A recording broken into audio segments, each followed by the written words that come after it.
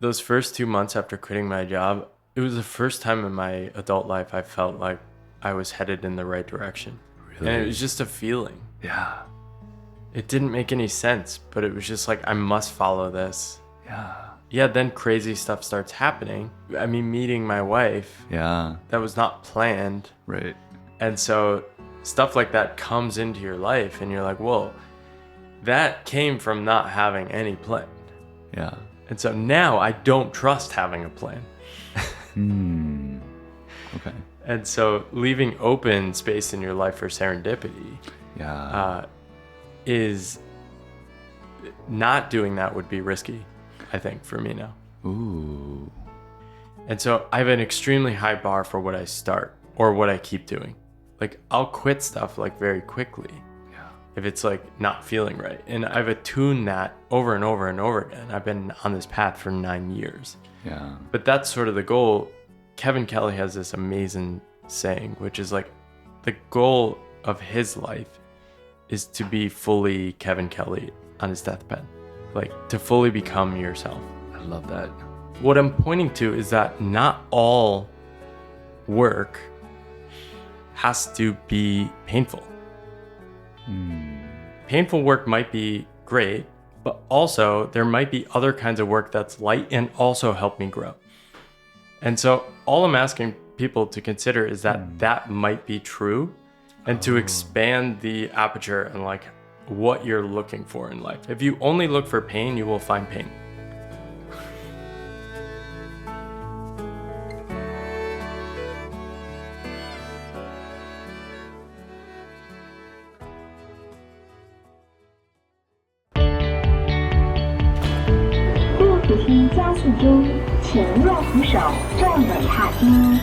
The escalator is speeding up. Please hold the handrail and stand forward.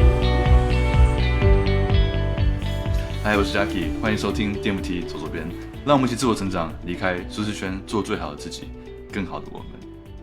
这一集呢是跟《无路之路》的作者 Paul 的访谈。那这集大家其实敲碗很久，很早前就有很多人跟我说 ，Jacky， 你一定要跟 Paul 聊聊，因为你们背景太像了。我们都曾经在纽约离职一个非常高薪、别人很羡慕的工作。我以前在 IG， 他以前在麦肯锡，我们都同样就是在一个没有计划之下呢，找到一个没有人走过的道路，所以他之后的书也叫做《无路之路》。那所以这一集我觉得我们聊出一个可能只有我跟他之间可以在这个主题上聊出一个很特别的深度。那我们彼此的交流，我们彼此的理念有很多不一样的地方，我们做事的方法、离职后做的事情，跟怎么样面对重新建筑自己、面对自己，都有很多不同的思维。所以这集真的非常有趣。我们也聊很深，像是一些在可能真的裸辞过的人才会有一些体悟到的，像是财务焦虑，怎么样放下你的自我，怎么去重新建构自己人生的意义，跟找到自己的价值，跟面对自己过去的一些，怎么样会让自己觉得自己还不够好，怎么样去克服这样的念头，然后怎么样再重新定义我们的人生目标，去成为一个更完整、更属于我们自己的自己。然后还有大家这个社会上对于薪水这个东西的思维，是不是有一些过时？然后他还提出一些很新的、一些很不一样的理念来挑战这个社会的一些框架。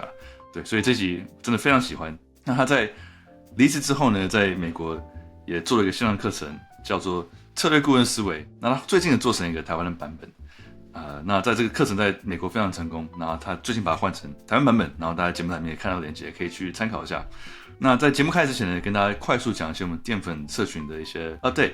我们下场读书会已经可以开始报名了，那淀粉们可以去 Discord 里面找到半价的优惠然后6月6号是会讨论瓦基的新书《情境智慧》。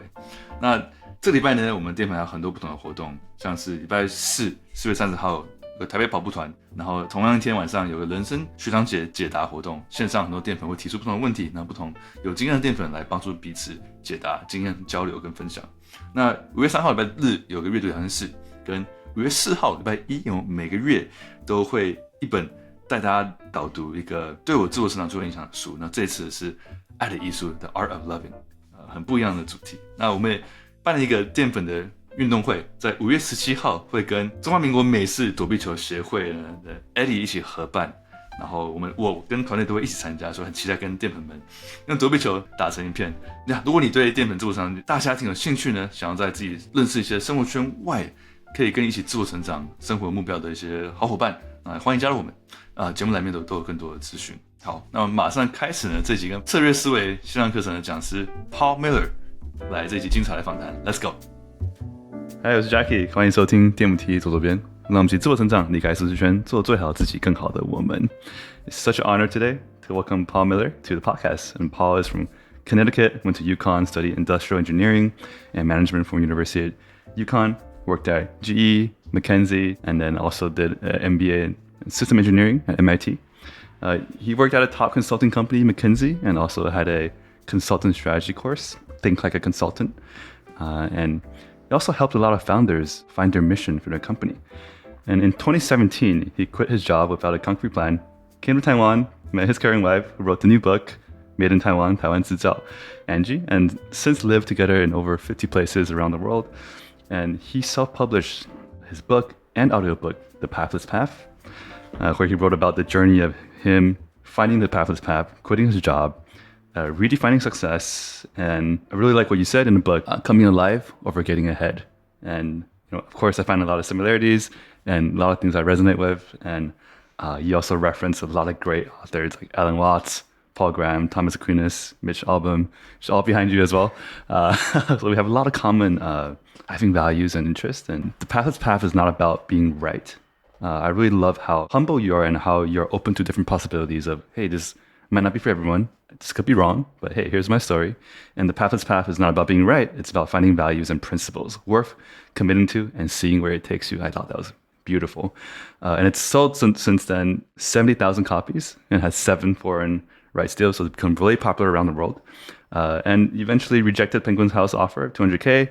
And in 2024, you wrote your second book, The Good Work, which explores how to follow your energy, how to commit, have faith, find your edge, and do what feels right in order to reclaim your ambition. And I think ambition is a very powerful word that there's so many different perspectives to the way to look at it. And I think you bring a really unique perspective, which I want to definitely dive deep with you in our podcast. And in 2025, you launched the Taiwan version of 无路之路, The Pathless Path. And it was hugely successful. All my friends in Taiwan can't stop talking about it. I see people sharing about it on social media everywhere in Taiwan. So congratulations, successful book launch around the world internationally. In 2026, your wife launched a new book, 台湾制造, Made in Taiwan, which, I have it in front of me. Incredible journey. And I love the stories of, you and your wife finding your paths together and, each taking on your own path and, doing this together. And Paul is also on Substack, which has 26,000 subscribers. You can find him on Paul Millard on Substack and also Instagram, The Pathless Paul. And also he has a podcast, The Pathless Path with Paul Millard. And his new online course, Think Like a Strategy Consultant, includes over 8 years of working independently experiences and is recently translated into Chinese and, going to be launched in Taiwan as well. Yeah, it's called 打开无路之路，四阶段升级你的策略思维的线上课程. So yeah, a lot of exciting things going on, and I feel like it's a long time coming. We finally get to hang out, meet, and chat. So I'm really excited, and welcome, Paul. Thank you so much. That was probably the best intro anyone's ever done. So really? Yeah. I appreciate that. I sounded a lot more impressive than I thought I was.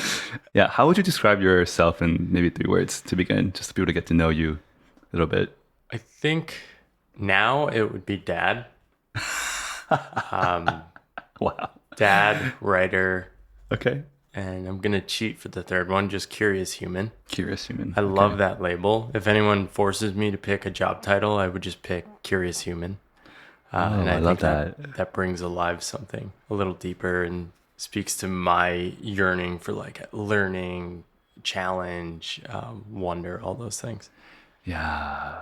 So Amazing. I picked 4 words. I cheated. That's awesome. Other than curious, how else would you describe yourself as an adjective? Like personality-wise or character-wise? I would say contemplative. Contemplative. Ooh, that's a big word. I'd say calm. Calm. Okay. And yeah, just I think curiosity is so big. I just must know about things. I must read all the time and write all those things. Yeah. You grew up in Connecticut, right? Yeah. I remember in your book you talked about how your dad was prioritizing work and wasn't around as much. How did that affect your take on work? I think I had a really good childhood, very supportive parents. Yeah. I think what I saw is one script or story for how you're supposed to set up a family. Dad goes and works and sacrifices, earns money. Mom stays home, takes care of the family. And you just do that. You put your head down and you do that. I think that was sort of the script I was blindly following early in life. Mostly because I didn't have other models. Everyone I knew around me growing up was in a similar setup or both parents working. And to me, life was you try to get good grades and then you get a job and then you do job for 40 something years and then you get to take a break. I think what I found as I got to know myself more in my early 20s, I started coming alive intellectually. I was just much more curious and I didn't do well in environments where I had a boss, basically. Yeah. And so I constantly just had this urge to keep escaping. And I kept escaping. In 10 years, I had 5 different jobs, 2 internships, and 2 years in grad school. Yeah. And so I was bouncing around like crazy. Even though on paper, it's like, oh, Paul is such a successful, smooth trajectory. It's like, no, it was absolute chaos. I was trying to escape every job I had, except McKinsey, which I loved. And then as soon as I left there, I'm like, I need to re-find another McKinsey because that was so great. Really? Yeah, it was just in a great office, great managers. It was challenged. I grew so much. And yeah, it was just this all over. And so I think actually when I quit is when interrogating a lot of these scripts came up. A lot of these things surfaced. I felt immense shame after quitting my job. Really? Because I didn't realize how deeply I had internalized that the goal of life was to find jobs and make a lot of money. And I was explicitly walking away from that and giving up like the opportunities. My parents didn't graduate from university. And so I sort of absorbed, like I could sense that there was some disappointment there. Like, you've done so much, you've achieved so much. Why would you waste? Like, so many people said this to me. Why are you wasting the opportunity? You got to go to a school like MIT. Why would you waste the opportunity to make hundreds of thousands of dollars? Yeah. And as soon as I had like a little in my savings account, I didn't have any more interest in acquiring more money. Yeah. And I can't really change that about myself. My colleagues, some of them loved those rewards so much more than me. It was just impossible to compete in that environment because I didn't care about the outcomes or the rewards. Do you have any siblings? Yeah, I'm the oldest. My sister is a bit like me. She's sort of on an unconventional path. She's a therapist. She works for herself. Okay. My brother's great. Like, we get along well. He like thrives on the default path. Oh, okay. And he's a great barometer. I think he just does so well with the structure. He's an accountant at a hedge fund. Oh, okay. He's like He's crushing it. Yeah. Okay. Yeah, and it's good learning to know, like, I don't want everyone to quit their job. Yeah. There are a lot of people talking about entrepreneurship and doing your own thing. They use this really aggressive language that's like, employment is a trap. You're giving away upside. You need to do your own thing and capture. You need to be agentic and all these things. It's like, no, like, employment is fantastic. Yeah. Oh, yeah. Employment is like a bundle of like payment and predictability and structure that literally probably over 1 billion people in the world have. Yeah. And it's like one of the greatest modern inventions. It's just that for the people like us, it just doesn't work very well. Yeah. The costs are too high. Yeah. You're absolutely right. I mean, you quit for like 7 years ago, right? At this point? 9. 9 years now. Oh, wow. Yeah. I'm getting old. They say the most addictive thing in the world is a paycheck and heroin. I didn't find it that addictive, though. Oh, really? Well, the more money I made, I paid off my grad school debt. Right. And then as soon as my savings account got to $50,000, I was like, I'm free. Yeah. Because I could live in the US for at least a year on that. Oh, wow. Okay. And so I felt so free. Yeah. And it was really interesting. When I quit my job and then gave like 3 months notice, and I was hanging around, and I got a lot of people telling me their fears. Oh, I could never do what you're doing. And people would say things like, this one woman, I remember she said to me, "Oh, I could never do what you're doing. I don't even know how I'd pay my rent." Yeah. Because I said, "Oh, I don't have a plan. I'm just going to take a little time and explore." Yeah. And she was making a lot more money than me. Yeah. And so I'm like, if she like mentally doesn't think she could pay her rent, there's something completely different going on here. It's not just a math calculation for her, which it was for me. She's like, "Oh, this is just math. That's 12 months of freedom." Yeah. And I think for people, I call it the paycheck mindset, which is that you sort of need a monthly injection of money that proves that you're doing a good job or that you're like a worthwhile person. A lot of people give up their judgment of themselves to like income flows, basically. And this is why you'll see people getting into real estate, even though real estate probably has worse returns than just like a passive index fund. They'll put so much work into generating cash flowing assets or taking a big bundle of money and turning it into something that flows monthly. I think people just love that monthly affirmation. Yeah. And it says you are a contributing member of society. Yeah. But you don't need to earn an income to be a contributing member of society. Right. I love that. That paycheck mindset. It feels like a external validation financially. Yeah. Right? Of your value, of your worth. Well, and part of it's real. Yeah. I mean, people judge us like crazy. As soon as I quit my job, I'm sure this happened to you too. What are you going to do? What's your plan? Do you have any income sources lined up? And, oh, you're starting a business? Are you going to hire people? Are you going to like build a brand? Like all these things. And every answer that's not, I have a plan to make money is like unacceptable to people. And it's just fascinating. We've so internalized this idea that participation in the world means earning a paycheck that we can't even unwind from that. Even though in most societies, less than a third of people actually have a full-time paycheck. Oh, really? Well, just think about it. People ages 0 to 22. Well, what about people who are within the working age? Even then, the participation rate from 25 to 54 in the U.S., guess what the participation rate is in employment? 50? Yeah, it's 60%. Oh, no way. Okay. Yeah. Okay. And so many people are living alternative approaches to life. We've just sort of narrowed, it's our stories. Our stories say that your goal in life is to be a worker and there's one way to be a worker. Yeah. But for all of history, full-time employment is like a very, very tiny part of what work is in the broadest lens. Yeah. And so one of the things that's really helped me is zooming out and seeing work is much lighter. Work is not this serious thing you do for a paycheck. Work is all the activity I do. So I took care of my daughter for the entire day on Tuesday. Yeah. And so that is a lot harder than writing or creating content or doing random things I do. This is much easier. But that is also work. Writing is work. Taking care of my daughter is work. It's just doing stuff in the world. Yeah. I like how you redefine work. Most people would say playing with your daughter is not work, right? But when you put it that way, yeah, doing stuff in the world, doing things that's meaningful, that's work. Yeah, and it's become even more intense. People will ask my wife, "Are you staying home?" Or what they'll say is like, "Oh, you're not going to work." Like if you're choosing to spend more time with your kid, it's like the default choice should be work. Right. And so taking care of your kid is like the weird thing. Yeah. It's this dichotomy of like work or like.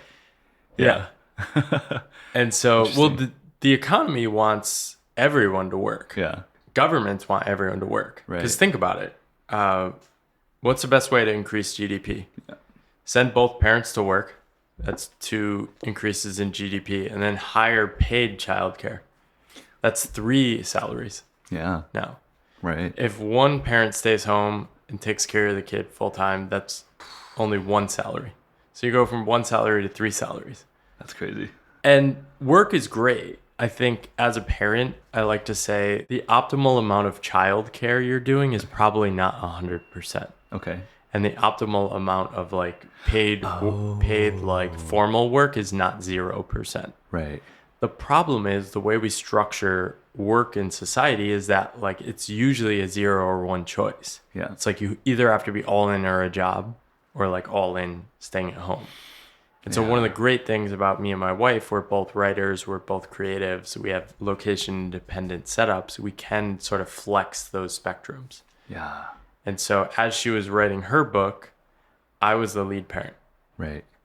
And I was flexing way down on the work. Right. And that was actually like very frustrating at times. Right. Because I actually love my work now.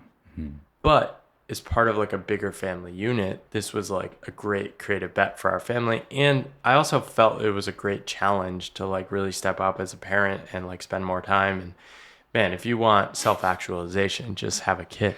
That's my goal. That's my life dream. Tell me more about that. Why is that? Well, so my daughter just turned 3. Yeah. Every 2 weeks, you get a different human. So amazing. Literally different needs, like their IQ's like leveling up consistent. Different personalities. The personality can be consistent, but yeah, you'll get different personalities. Right. They get different upgrades. They get new ways of like you falling in love with them, also making you so angry and frustrated. Yeah. And they also surface like all your triggers. Really? And so that's interesting. You start to realize like, if you see a baby crying, okay, and you see people freaking out when they see a baby crying, it's typically because you, when a kid, were told, don't cry, don't cry, don't cry, don't cry, stop crying, stop crying. Oh, yeah. Right? And so I experienced that too, because most of us were told that as kids, and parents try to stop their kids from crying immediately. Mm-hmm. And I even tried to do that now, but I'm getting better at like, how can I just sit with her, let her cry, let her work through her emotions? Now, doing that in the Taipei MRT is, that can be like a transcendent growth experience. So we're on the yellow line going from Zhongshan to Luzhou, where we were staying for a few months, and my daughter's just having a tantrum. And so I'm practicing just like being fully with the emotion and the experience. Non-doing. Yeah, exactly. And I'm just looking around. I'm like slowly like acknowledging everyone staring at me. And oh, wow, it was so intense because every like auntie and uncle just wanted to like make this kid stop crying. Because I think especially in Taiwan, like no one likes that. Everyone tries to control the emotions and crying. And they're just like, man, I feel so uncomfortable. And like, if I can survive this, I can survive anything. And so I don't really like, I mean, doing stuff like a podcast like this or like speaking for my book, like I don't get nervous at all anymore. Yeah. That stuff is way harder. Wow. So this is a challenge. Instead of the ice bath, I'm going to give you my daughter. We'll line up a bunch of toddlers. We'll get a group and we'll just go on the subway and I love it. Try to do tantrums during rush hour. I love it. I'm in. I'm so in. I really, really want a daughter. So they're great. Yeah. We're having a second daughter too. So I'm no very way. excited. Yeah. Yeah. Oh, congratulations. How many months in? Doing a couple months. Yeah, wow. So getting close. Wow, man. You guys have been busy. Books and babies. It's been a lot. It's been intense. Wow, I love it. Let's come and bring it a little bit back to you quitting your job. And, you know, if you kept following what you're curious about and what you're passionate about, what you love doing, then eventually you'll find your way. But before you were quitting, and you also wrote about this in your book, that you kind of accidentally quit through your email, until that became kind of sunk in to like internalize, okay, I'm actually quitting. That took some time for you, I think, or that process at least. Let's go back to that internal monologue with yourself during that time. And I'm happy to share mine too, but like, what did that look like in your head? I think for me, it was this continual slow process of getting to know myself. Yeah. Over years until I quit. Yeah. So like I said, I jumped around to different jobs. Every time I left a job, I sort of felt a bit like a failure. I could never make it work at a company. What's wrong with me? I kept reflecting on these things. In my final job, I was in a situation, I was not a good fit for the culture. In fact, they actually did a psychology test, like a psychometric test before hiring me and told me, oh, you weren't a culture fit. Oh, yeah. But we hired you anyway because we thought your skills are amazing. And I was able to help them, but I was definitely not a culture fit for this company. They hired off that test and like had a very certain kind of person. Damn, that's crazy. And so it was very jarring for me. It was very hard for me to fit in. But that was a good moment to start to get to know, oh, maybe I'm not wired for full-time employment. Maybe I should try something else. And I think a lot of what drove me to quit was this dissatisfaction or despair. I didn't feel like I was running towards something when I quit. I felt like I was running away. I just wanted to escape. I think deep down, I had this sense that I needed time, I needed space, I needed to just get away. And I think the story I was telling myself was I'll become a freelance consultant. That makes sense. I have worked at these great firms for a long time. I know I can get freelance gigs. Yeah. That makes sense. And I started like building my website, Vivo Strategies. I was going to be a freelance consultant. Yeah, that gave me some sense of safety, but it was the first time I think I just did something that didn't fully make sense. Yeah. And that kind of excited me too. Really? I think I just had this building sentiment. Like, I eventually would have blown up my life, even if it wasn't there. Yeah. I was just living the wrong life that was not suited to who I was. I was good at it, but that does not mean it was in alignment with who I was. Was that similar for you? I think in some ways, I also loved my job. I was so happy there. Similar to how you're so happy at McKinsey. But I just felt like I wasn't growing as much. So my self-actualization process has plateaued, or I was getting diminishing returns in that. And then I had a year of COVID, living in Taiwan, working remotely and enjoying all the freedoms of Taiwan had to offer at the time. And I realized, wow, life is more than a job. Life is more than a title. There's so much more to explore. So when I quit, what I told myself was the plan is to have no plan, number one. And number two, that this is a two-way door because I can always go back to Google or whatever, go back to my old job on Instagram. And I'm sure they'll I'll find a way. I have experience. I can always go back to being an engineer. So it felt like the strong conviction of I have to do it, even though it's scary. And like you said, that scariness, uncertainty actually excited me. That was a beautiful feeling where at the time I felt like I had no idea what I'm going to do. But at the same time, I had the most clarity ever in my life of who I am, what I want to do. So similar. Right. Like you almost have no choice but to do it. Yeah. I felt so lost and uncertain about money. I was scared. I felt shame for walking away from a good opportunity. Like I should be happy. But those first 2 months after quitting my job, it was the first time in my adult life I felt like I was headed in the right direction. Really? And it was just a feeling. Yeah. It didn't make any sense, but it was just like, I must follow this. Yeah, then crazy stuff starts happening. Okay. I mean, meeting my wife. Yeah. That was not planned. Right. I didn't plan to marry someone from Taiwan. I planned to stay in Taiwan for 2 months. And then I was going to leave and do the digital nomad thing. Right. And so stuff like that comes into your life and you're like, whoa, that came from not having any plan. Yeah. And so now I don't trust having a plan. Okay. And so leaving open space in your life for serendipity is not doing that would be risky, I think, for me now. Ooh. Not leaving it open to serendipity would be risky. Why do you feel that way? I think this is me leaning away from the strategic brain I have too. So stepping back, the internal dialogue I had before quitting was, I just need to escape.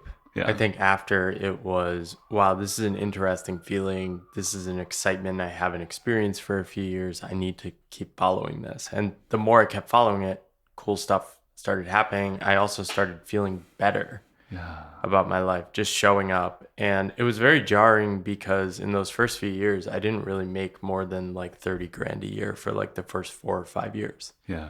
And so that's fine in Asia, but that's not going to cut it in the US. Yeah. Especially as like, oh, this person that was like, in my head, it was like, oh, I'm never going to attract people if I can't make money and I'm not successful. And so it was all these jarring emotions, but just at the end of the day, it was that feeling that I must follow this and see where it takes me. And I'm basically still following that. Yeah. Like, I don't really have a plan. Like, I have some stuff that has succeeded. My book is out there. It definitely does make money. I have like translation deals that are happening, but I'm just sort of like reacting to stuff as it's happening. Interesting. Yeah. I think there's a beauty in like just following where your curiosity takes you. I think when I quit, it was like this, what will happen if I just follow my curiosity? And then I recently, on Threads, tweeted this thing that I recently had this, and I think this might be different for you.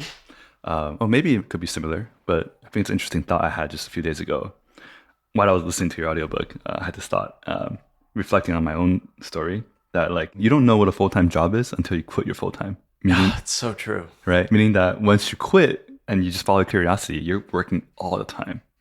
You're just like free to explore the world and do work as you define it, as meaningful, productive. And it's crazy because like, you think full-time is like a lot of work, but nah, try quitting. That's a shit ton more work than full-time. In my experience, at least, because I tend to be the type that like do like hustle 100 things. And this is where I like literally just write and run a course online. I didn't start an in-person ice bath place. Like, that's just, and a co-working cafe. That's just a lot, man.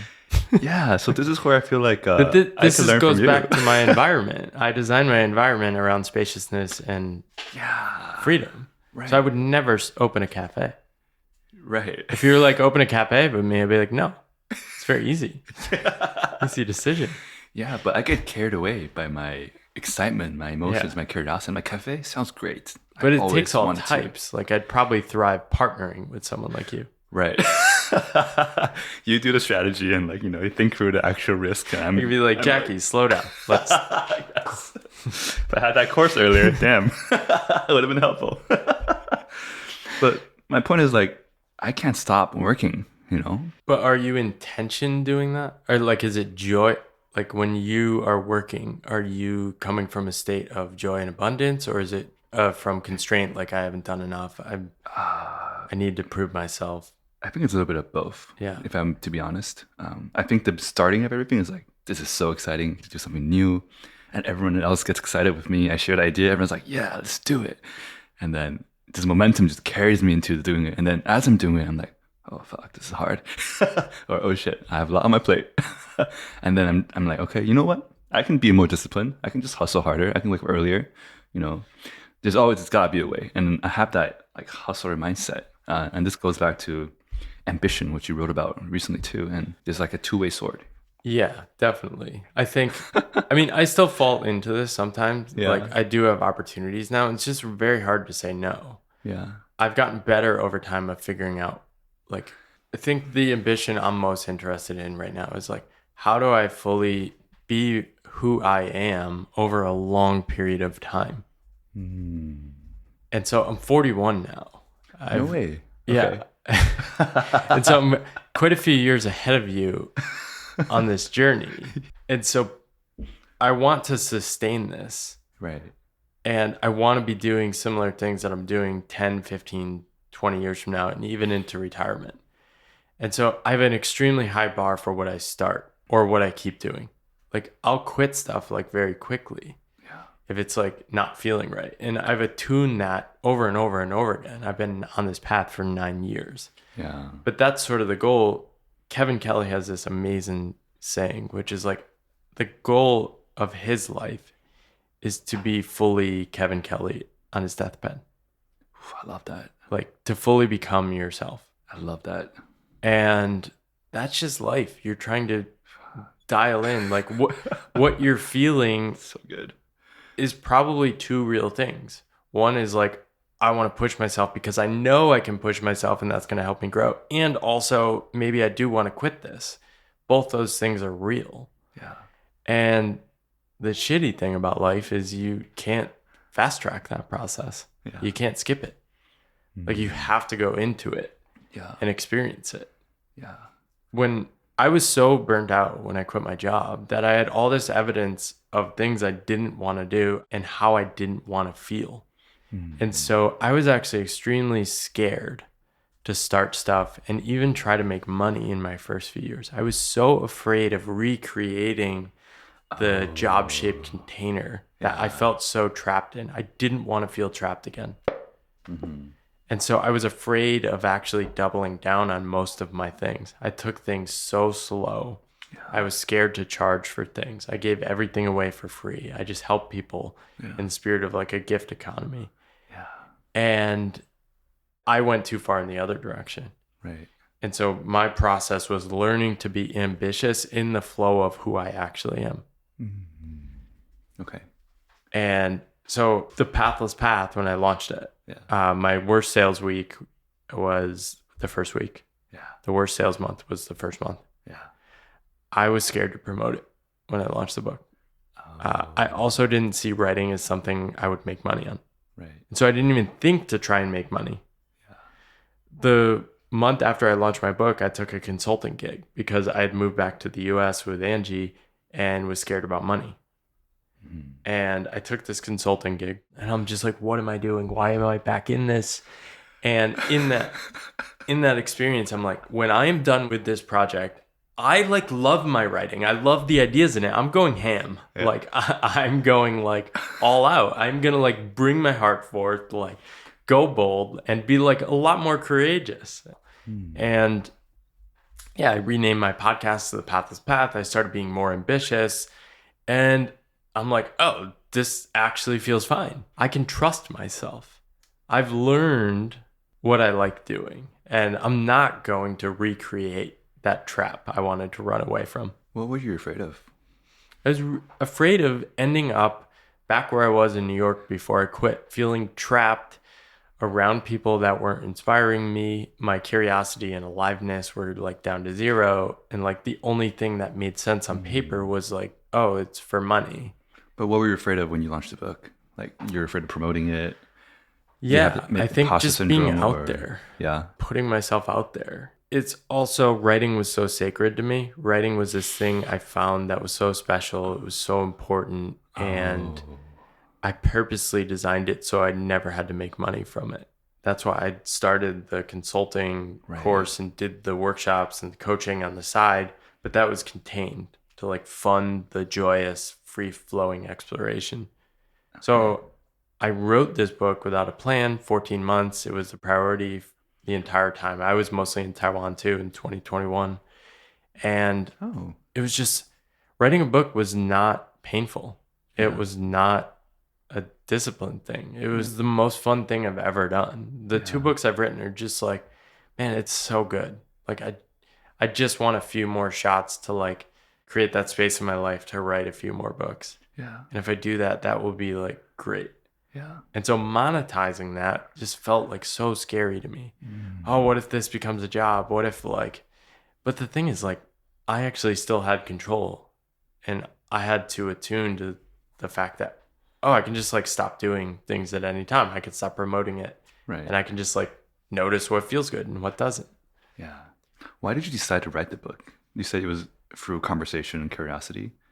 Because I had been writing pretty consistently. I had about 400 curiosity conversations. I had my calendar open every week.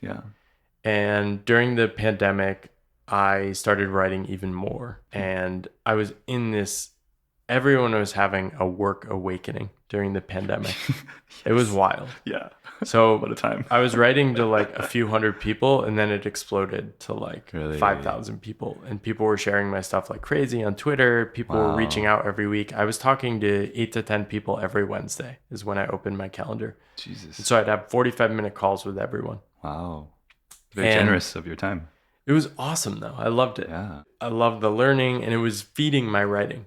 And so I'd write about those conversations each week. The ideas I'd process, I'd come up with new ideas. It'd inspire more people to reach out. I was in this flow for the entire year. It was so fun. Wow. At the end of the year, I think 3 people in a week said, you have so much, Paul. Can you just put it in a book so I know where to start? I don't want to just read your blog for a few hours. And it just felt like the right experiment. Right. And so I decided to take a morning, dump everything into a Word doc. I was in Mexico at the time. We were living nomadically. Yeah. And I remember that morning. It was just so exciting. I loved like moving stuff around in the Word doc and like retitling sections. I started writing a new intro and I'm like, man, I'm going to follow this. Yeah.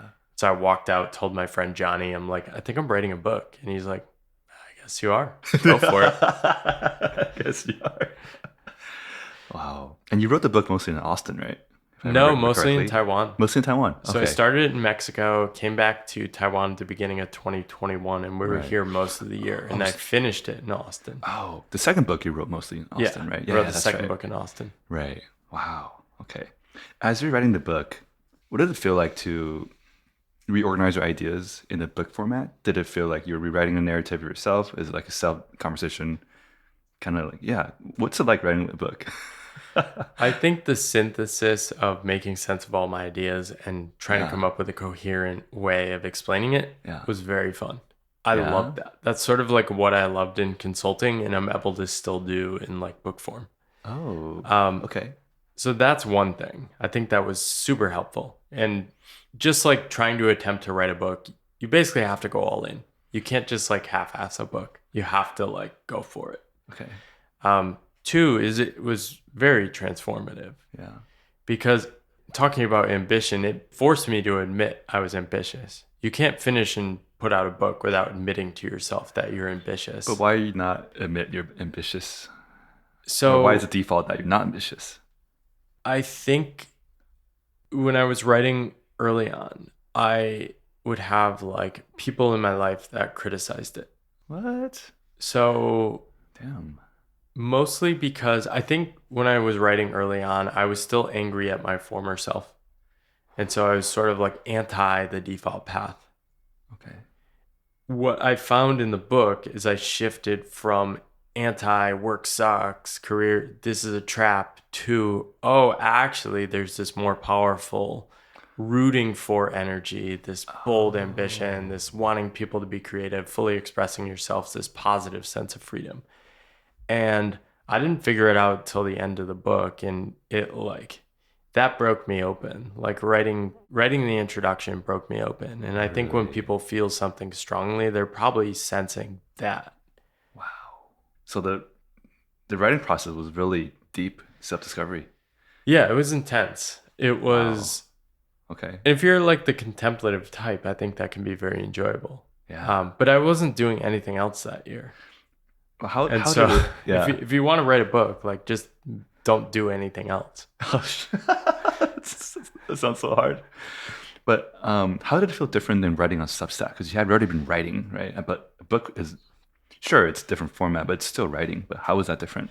I think online writing, you're sort of like always hedging a little bit. You might qualify stuff. You might offer competing sources. In a book, no one wants to read that. No one wants to read, well, you could quit your job, or actually you could stay employed. They want to read what you believe full out. Oh. When you're giving a book a chance, you don't want to read like Alan Watts being like, well, this is one path, but like you could just like stay on the normal path as well. You don't want to read that. You want to read the person full out. Yeah. And so you have to remove the hedging. You have to figure out what you truly believe and like push that to edge. And so we were in Kending when I was writing the introduction. I am totally stuck for days. Angie is like, you need to just go for a walk or go for a scooter ride and like figure it out. I'm riding on the scooter and like all of a sudden I just like start crying. Wow. And because I'm thinking about the introduction, I'm so frustrated, but it just comes to me. And it's like, oh, I just care so deeply about seeing people thrive and like live the lives that they're capable of, not just the ones they think they're supposed to live. And I realize, oh, that's about myself. Mm-hmm. And it's like, oh God, like admitting that, like, I just want more out of life. Like I want to root for other people because I want other people to root for me. Oh, wow. That's deep. And it was like, I mean, it's still like a little intense, like feeling that. Like I care so much about seeing others people thrive and rooting for them because I feel like I didn't have that. I had a lot of support and love, but I didn't have people pushing me and be like, Paul, you can do things. You can do scary things. You can go do things that are weird. You can go do adventurous things that don't make sense. And so I think what I found in the book was a permission slip to myself. And I think that's why it's resonated. It's become a permission slip to other people. That's very powerful. I think that's what your stuff does for a lot of people too. I don't know. Hopefully. Yeah. I mean, thank you. People need that. I think it's important. It's like rooting. Ask people how many people are actively rooting for them in their lives, and it's always less than a handful. Yeah. And that just crushes me. It's like, I'll root for you. Oh, that's so true. Yeah. And like many times, like people don't even have support from their parents. It's so hard. Yeah. I talked to so many people after reading my book. I'm doing this different thing. Like my parents think I'm like taking too big of a risk. I'm like, do you have any friends supporting you? Not really. I'm like, man, you got to go find that first. Oh yeah. Okay. It's so important to like find those people that will root for you. Yeah, that's very true. Well, how often we take that for granted, Yeah. Do you have people rooting for you? I think my closest friends are always rooting That's for awesome. me. Yeah. I remember when I was quitting, I was talking to one of my best friends. We eventually became one of my co-founders at my startup. I was like, what am I going to do about money? He's like, you'll figure it out. I think that was enough for me. When I heard he said, you'll figure it out. And I'm like, yeah, you're right. Yeah. I always have people say that to me too. And I'm like, man, like, I don't know. Like, where do you get this blind faith from? But people like that are indispensable. Yeah. Because that belief in and of itself is powerful. And that can like literally just like, well, if he thinks I'm capable of something, maybe I am. Yeah. Belief is such a strong thing. Yeah. And so taken for granted, or so many people don't have that. Like you said, like from others, and most importantly from yourself. Yeah. Yeah. I think that's a big difference between I've had a lot of self-belief. I think I had a lot of love growing up. Yeah. And I had a lot of implicit support. I think when I say I didn't have the support, it was like in adulthood. And that was mostly because I didn't have the environment around me with like people doing paths where I probably should have been focusing, more entrepreneurial paths. My wife's story is totally different. I think she had to overcome like a lot of self-criticism and a lot of self-sabotage. Really? I write about this in my second book, like observing her journey. And it was always so hard for me because I've always had so much faith in her. Yeah. But when I had faith in her, it would actually trigger her. What? So if I'd say like, your writing's great, it's amazing, people are freaking out when they read it online. This is like when we first start dating, like you should definitely do that. To her, that just triggered her self-doubt because she was just so convinced everything would fail that like it's not worth moving toward that because then that's just going to be more proof that she's going to fail. That's so hard to unlearn, isn't it? Yeah, and it's even harder to watch your partner go through that. Like, I am like this type that's like, I'll root for everyone. So she's like, no, you're just saying that because you're my husband. It's like, no, like it. And at the end of the day, there isn't like a grade. There isn't like an A+ in a class you can get in real life for her to prove that her writing's good enough. It is faith. It is, I believe in you, but I don't know if your writing will ever succeed or if it will ever take off like mine. And so she could point to, oh, well, you had this fancy background consulting experience. I'm different. People always do this. They point to the person they label as successful and then point out their deficiencies compared to them. Mm-hmm.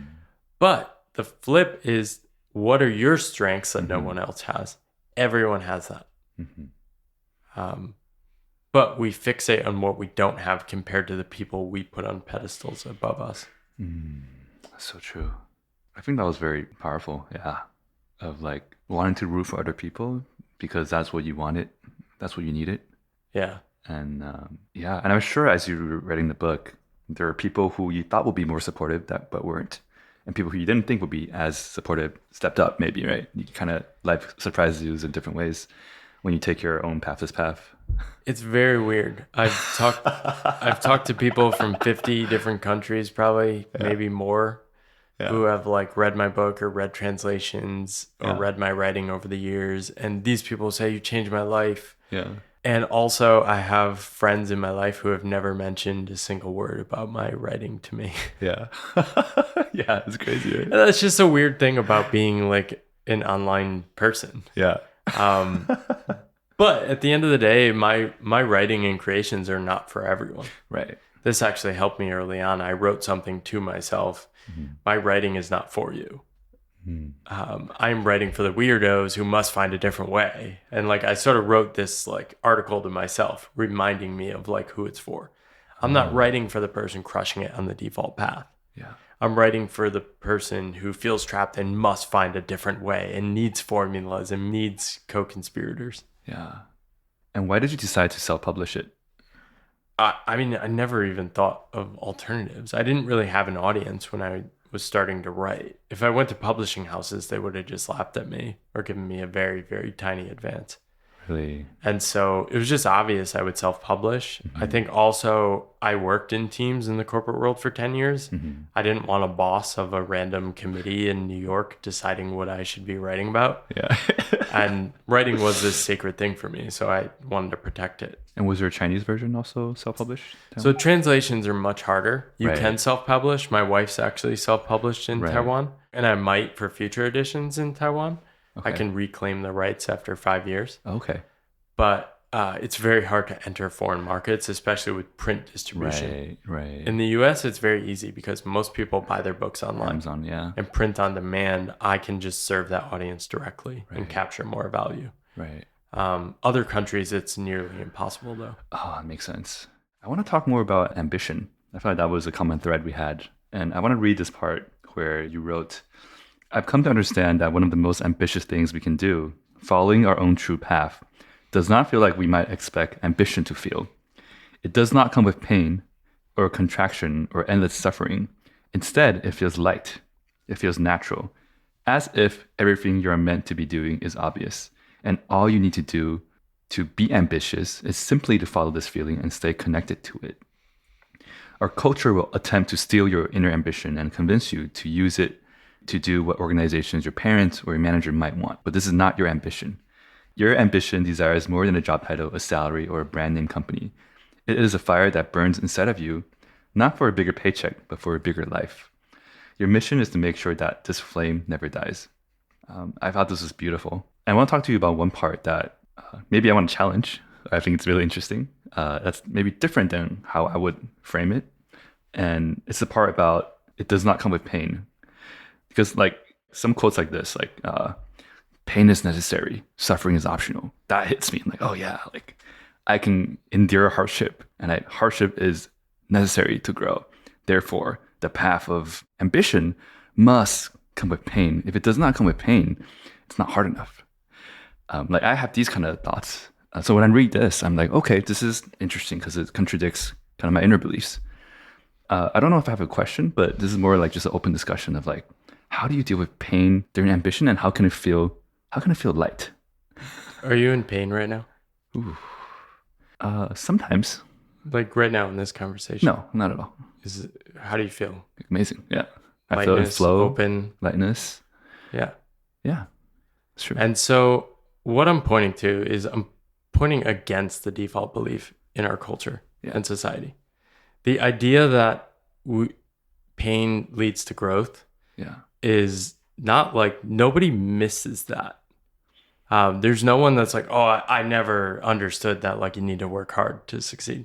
No one's like missed that memo. Now, many people will project that on others. You have a lot of hustle bros who are like, young men need to learn this. All they're doing is they're at war with their inner selves. Yeah. Their inner selves when they were younger, when they didn't feel good enough. And they're scared of not being good enough still. Okay. And so they haven't yet arrived at self-love, and they've turned it into a whole like online branding personality that really resonates with young men who are just like them, who want to like self-loathe and beat themselves up for not being good enough. Yeah. I know this because I was a young man who didn't feel like I was good enough in my 20s. Yeah. What I'm pointing to is that not all work has to be painful. Right. And that's mostly just a story we tell us. And that story is not, it might be true, but it is not useful in today's world of abundant opportunities and explorations. So considering that painful work might be great, but also there might be other kinds of work that's light and also help me grow. And so all I'm asking people to consider is that that might be true, and to expand the aperture and like what you're looking for in life. If you only look for pain, you will find pain. Yeah. And so if you ask yourself the question of like, what if my week was light and fun?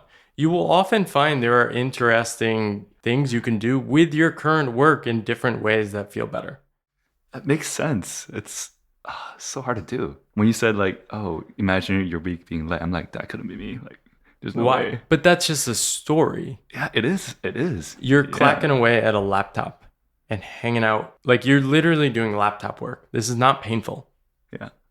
That's just a story you have that's layered on top of what you're doing. Okay. We're just doing stuff. Right. So strip away the story. Like what is actually painful about it? I think the work itself maybe not painful, but the pain, if there's any pain, comes from like the desire of wanting things to be better. It's going, but it could go faster. It's going, but it can go bigger. Like wanting more, right? You open your first shop. Okay, when's the second shop? Like, what's next? How can we do more? But what's underneath that? What's underneath that? I think it's just like, I'm not good enough yet, right? Yeah. Yeah.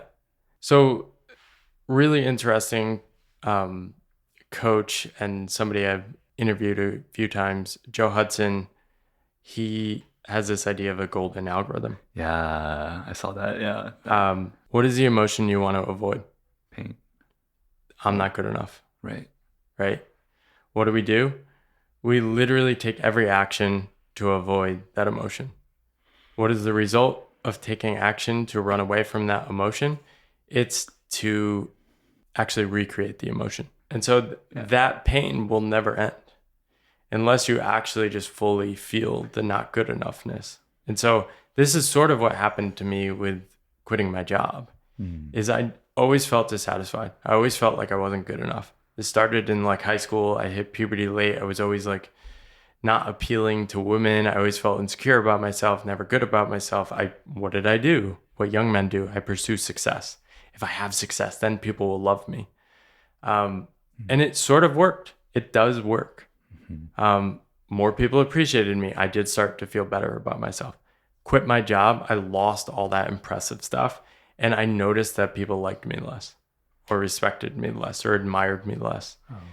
Now, two choices in that. I could immediately rebuild all the impressive things I was doing, or I could just surrender and feel the shitty emotions. And that's what I'm talking about with the shame and the insecurity early in my path. It feels absolutely terrible. Yeah.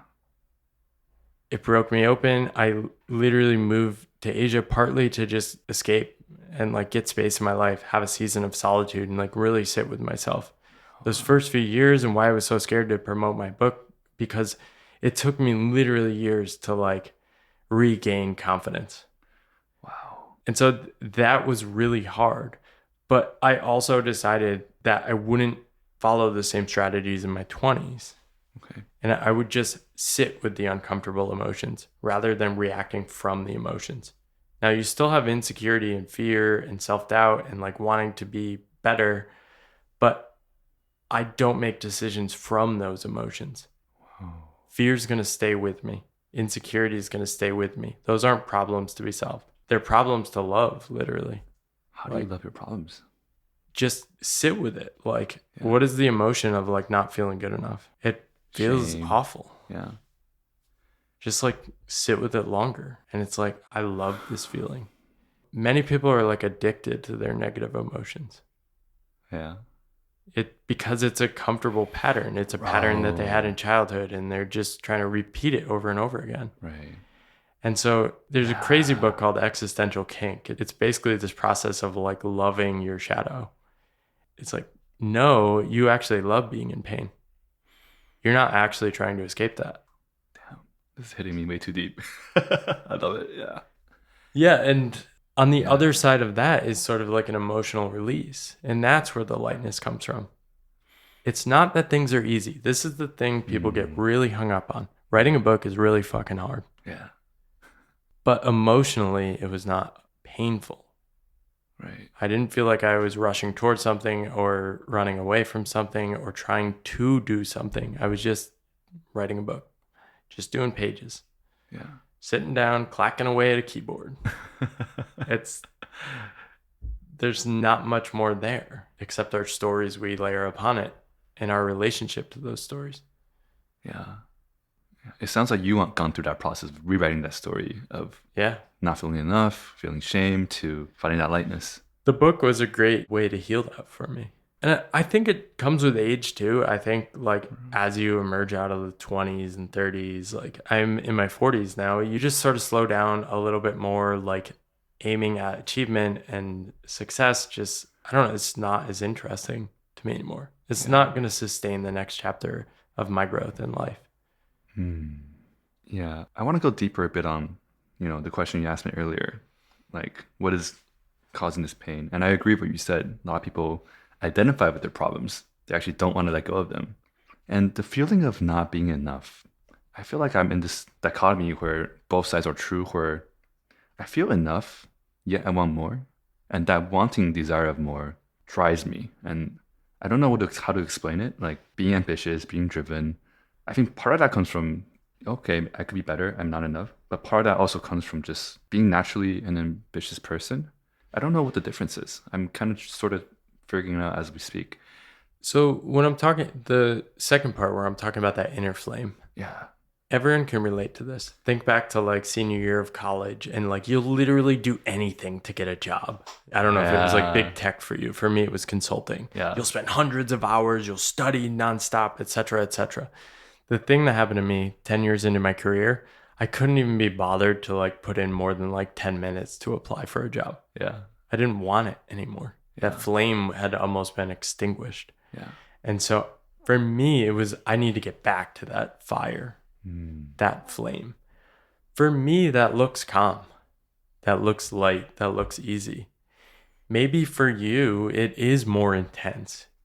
It is literally more hours and more energy and more like many more things. And probably the journey for you is like learning to just love that part of yourself. There's nothing wrong with you. Yeah. I'm not wired like you. If I showed up in the like trying to do all these things, that's just a disaster for me. It's not like more success. It's like my life would it unravels.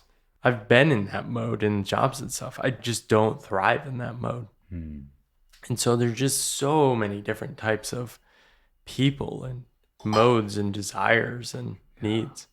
Yeah, I do feel like I've been almost told this story, and I'm telling it to myself still, of this hustle culture of like... Yeah, just stop following those bros. Like, read some David White, read a little more Alan Watts. Yeah, I love Alan Watts. Yeah, listen to some Ram Dass podcasts. Yeah. Go for some long walks, unfollow Goggins, stop following Huberman. Just like take a month off, dude. You know what's crazy? Every morning, you can listen to my podcast, my sweet, calm voice. And I say you don't have to do an ice. You know, it's actually funny. Every morning at 5 a.m., I do an ice bath and I listen to David Goggins You on listen YouTube. to Paul Miller now. I did this morning, actually. Was it calmer? It was way nicer. You must grind. You're not good enough yet. Picture this. When they're not talking to you, they're not trying to talk to themselves. Just like I was writing to my former self to give me permission and love myself more, they're yelling at their younger selves. Yeah. And so you got to figure out what voice you need to communicate to yourself. Right? Yeah. For me, mine is like a contemplative, poetic, calm voice. That actually inspires me and ignites me and fires me up. Wow. Somebody's yelling at me, I just feel shitty. If like Goggins was yelling at me, I wouldn't be motivated. I'd be like, I don't like this guy and I don't want to do anything. Well, my challenge to you would just be like, how could you just like do less in a more fun way? Challenge accepted. Like you can just do a non-doing day. So this is what I would like practice this. I've practiced non-work. That sounds crazy. But I think I was like overcooked in the corporate world. I went too deep. I should have quit a few years earlier. Really? I was like so burnt out and fried and like disconnected from myself that I decided I would just literally do the opposite. So I would like literally spend weeks not working. Yeah. And so what that looked like is I would still do stuff. That's when I discovered the writing. Yeah. I started writing consistently when I was doing a non-work experiment. Right. I was going to not work for a month, but I didn't count writing. I just like woke up and found myself writing and I was like, oh, I like this. I'm going to keep doing it. Wow. 1 month of no work. That's a great concept. Yeah, do it now before you have kids because you can't really practice non-work. That's what they call a mini retirement, right? These days. That's yeah, like and that's sort of like what I was embracing. Yeah, definitely inspired by the Tim Ferriss approach. Yeah.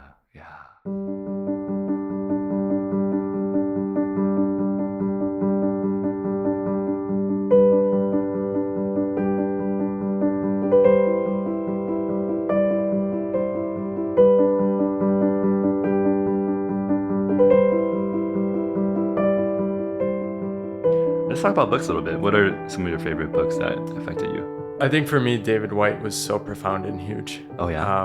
Okay. I've read all his books. I would recommend his prose books, not his poetry books that more people know of recently. But The Three Marriages was a book my friend Johnny Miller gave me. A year after I quit my job, he handed it to me. Like after we had a 15-minute conversation, the next day he hands me this book. He says, you need this book. Oh, wow. Read it, blew my mind open. Just like, I think he has this poetic prose and poetry that sort of skipped all my skepticism and right into my brain and like blew my world open. In that book is where I found the phrase, the pathless path. And as soon as I found that phrase, it was like, wow, that is just perfect. Yeah. So I started using it, I started writing about it.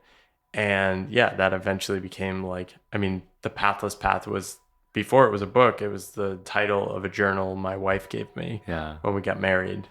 Wow. And so it's been like the theme, but it's just like a perfect phrase. And man, his writing's so good. But yeah, I mean, many books. I have a lot of various writers that inspire me. Reading a lot of fiction now. Oh, yeah. And yeah, all over the place. Yeah. You also referenced Hunter Thompson. Hunter Thompson. Hunter Thompson, yeah. His essay, his letter. The Ninth Path. Yeah, so good. That one's so good. I like to read that. So good. I read that year or two. Same. Yeah. Oh, so good. Alan Watts is also huge. I love Wisdom of Insecurity. That book's one of my great. favorite books. It's so mind-blowing. I read that right before I came to Taiwan. Oh, no way. Yeah. Wow. What are some other favorite books that changed you?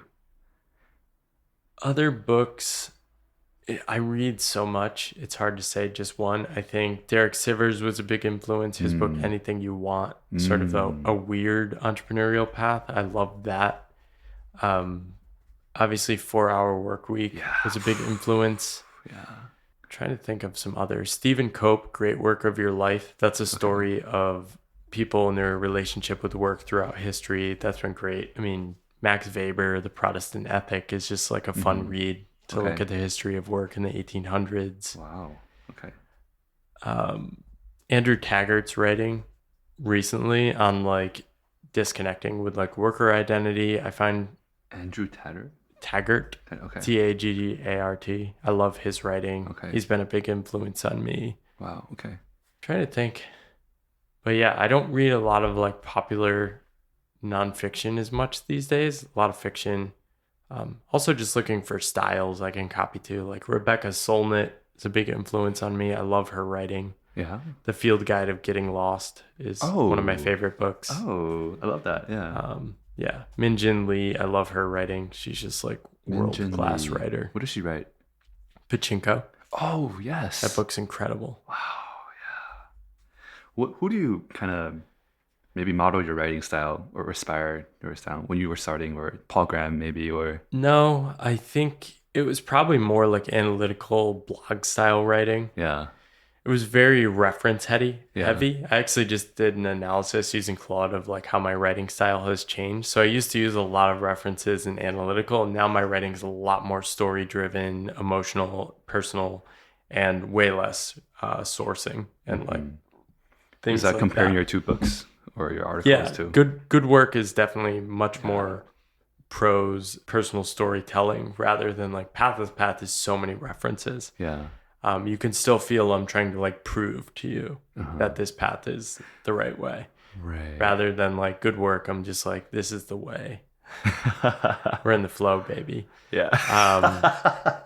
And so, yeah, David White's a big influence. I'm always trying to become more poetic. Like, I think the goal in the future would be to write a whole book without any sources or references, just like flowing. Wow. That's cool.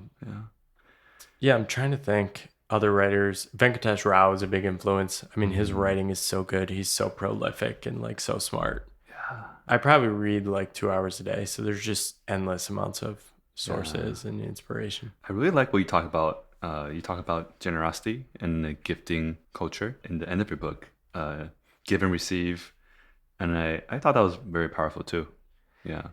Yeah, I think that ties into Erich Fromm.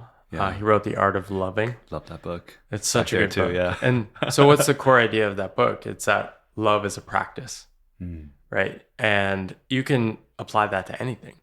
Generosity is a practice. You can't be generous by just writing a check to a charity, which is how most people perform generosity. You actually have to practice generosity.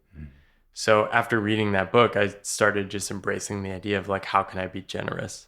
One of the things I do with my book is I gift my book to people. I don't let people pay me. Also, if people request me to gift their book, I'll just gift it to them or buy it for them or send them the ebooks. Yeah. I used to leave books out in places I'd travel or in Austin on the boardwalk. I just put a stack of 20 books out and say, these are a gift from the author. Wow. No expectations, enjoy it, or gift it to a friend. Yeah.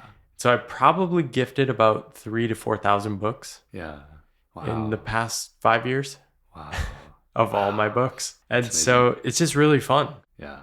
And just embracing that more and more in life. But it's actually like gifting is hard because it triggers all your money insecurities. And like, oh, I need money. And it's like just another way to practice that. Yeah. I remember you had reached out to me about this too, about wanting to give me a book. And I remember at the time I was thinking, because usually when someone gives me a book, I take it very seriously. I'm like, okay, I want to read it. I want to share about it. But at the time I was like, oh man, I'm in the season of like Goggins season. If I take the book, I don't have time to read it. You weren't ready for the book then. Yeah, I'll feel bad. I feel bad taking a book, not like promoting it or sharing it. And now thinking back and after like listening to your audio, I'm like, man, like, sometimes just be able to receive. Yeah. I think I find receiving harder than giving. Yeah. And that's I think looking back, I'm like, man, I should have just been like, yeah, thanks. And, taking I think for many people, receiving is harder too. Receiving is something I've really struggled with. How do you? I think it's just exposure therapy. I literally cannot I don't even let people pay for my meals. I'm like, I always fight for it. I think you probably had a similar script as me growing up. You have to be self-reliant. You have to take care of yourself. You have to, if you have enough money to support yourself, that's how you make it. That's like the American script too. It's like, you need enough money to support yourself. Yeah. You should never have to live at home. You should always take care of your needs. And I think I sort of overlearned that. I've had to learn how to receive. Yeah. Especially with this book has been exposure therapy because people reach out and support my stuff. Yeah. Like Ali Abdal, he's a big YouTuber. Yeah, I saw that interview you guys had, or that event in Hong Kong. That was the first time I ever asked him to do something with me. Yeah. I never asked him to share my book once before that. Yeah. And he shared it like 10 times. Wow. And every time he did it, it was like exposure therapy because it was just, just like receiving that is like too much sometimes. It's way easier for me to gift and like support other people. Yeah. And so people have pushed me to like reach out to people more, to like ask for support. But I still feel really bad sometimes because like, oh, I feel like I should earn it on my own. And then I look at like some of the hustle bros in my space who like reach out to like 150 people when they launch a book and like exploit every connection possible. It's like, I don't want to be like that. Yeah. But it's not about them. It's about me. I'm scared of being a person I don't want to be. Yeah.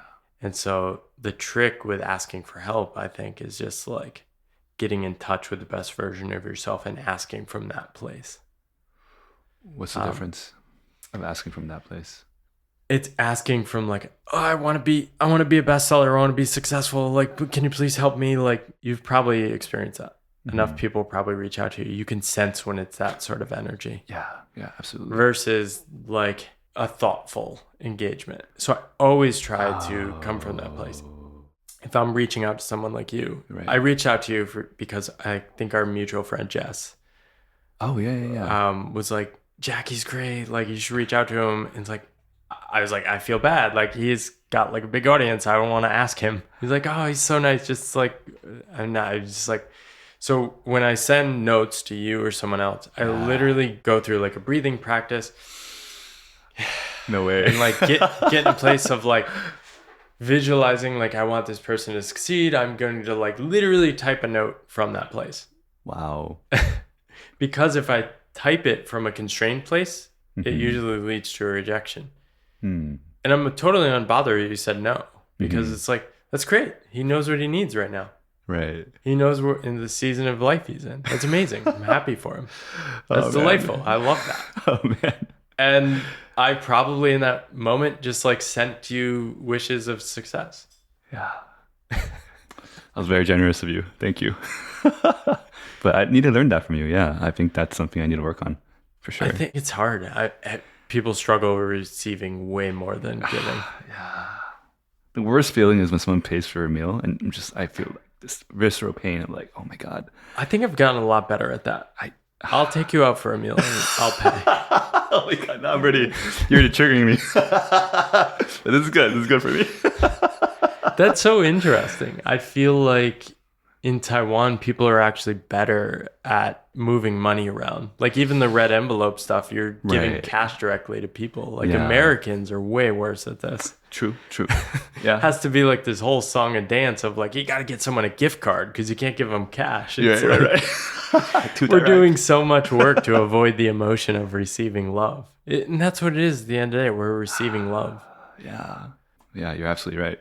I want to ask you about financial stress. I think that's something a lot of people have in common. I have definitely, especially you said the first few years of quitting, you weren't making that much every year, right? But it was enough to sustain. And I've definitely felt similar ways. I mean, the first year I made no money and then started to have random sources of income here and there, but I never felt secure. I had savings, but it just feels like it's only like money's going out, money's coming in. And it sounds like you handled that, or right from the beginning, you had it more of I have 1 year, 50K, I can survive. And then you feel more at ease with financial stress. I'm not sure if that's something you worked on over the years to feel more and more comfortable with the financial uncertainty, or is that just how you're built? And like, how do you deal with that? My third book is about emotions and money. Really? Oh my God. And about amazing. how I like dealt with that. Amazing. I had a hunch it might have been financial related. I feel like money is the final boss of like personal growth. It's like you solve your work issues and then you like move on to your deeper money issues. Yeah. Like money fears are like the container for like all your deepest fears about so true. Death and survival and safety. Yeah. Early on, I freaked out about money. I quit my job in New York and I didn't have a plan. And I was like, oh shit, I should have thought more about this. Income going down pretty fast. Same. You were in New York too? Yeah, I lived in New York for 5 years. And so you quit while in New York without an income source lined up? Yeah. Dude, join the team. Let's go. Reckless. Yeah, completely reckless. And so people are like, I planned a year ahead. And I'm like, oh, I should have done that. I should have I didn't even cut my expenses until after quitting. Yeah. And so Same. I immediately cut my expenses. So that was my solution okay. to my fear. Okay. I made decisions from, this is the thing. In the first few years, I made decisions from my fear. I felt stupid and like I felt afraid that more money was going out than was going in. So what I did was dramatically cut the amount of money that was going out. As that declined, I cut my cost of living in half. I moved to Boston. I moved in a shared house with like 4 other like 23-year-olds. Just to save money. It was actually awesome. Yeah. Because it sort of like challenged all my conceptions about what I was supposed to be doing at 32 years old. Yeah. And that helped me buy time, but it didn't remove the fear. Yeah. Earning more money definitely helped, but it also still didn't remove the fear because most of my income sources, even now, are unreliable. They're not guaranteed. Right. And so over time, I just became more familiar with that feeling and more awareness. So it's like, I actually, when I feel insecure about money, oftentimes it's like I didn't sleep well and I just feel off and my emotions are all haywire. I'll just be like, say to myself, okay, I am afraid about future income and it's okay. And so... What? So triggered. That's so hard to do. How can you just be okay with that? So tell me your fear about money. Just like say a simple statement about your fear of money. This is an exercise I learned from Joe Hudson too. Something like, I'm afraid of not having enough. I'm afraid of not having enough. Okay. You're afraid of having enough, and that's okay. Oof. Yeah, you're allowed to feel that feeling. Okay. You don't have to solve it. Like the solving of money is a completely different problem than the emotional challenge.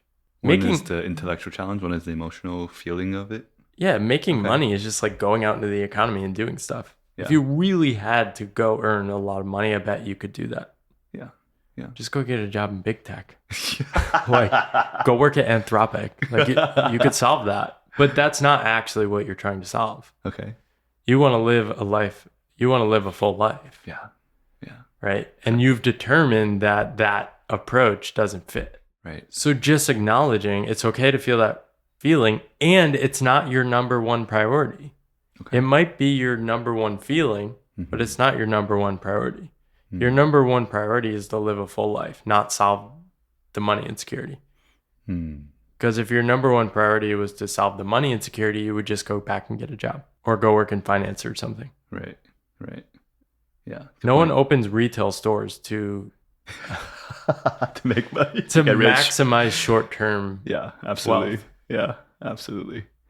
I had a call with some of my best friends like a week ago, and then it was, all of us are on the Pathless Path. We all quit, and we all doing our own startups and then I feel like because we all worked in big tech before, and we all had that life of living in a big city with having disposable income at an unreasonably young age, and we all feel like now that we're all on our Pathless Path, sometimes your spending habits don't necessarily change. You have to have a mindset of abundance. Mine did, though. This is the thing. Yeah.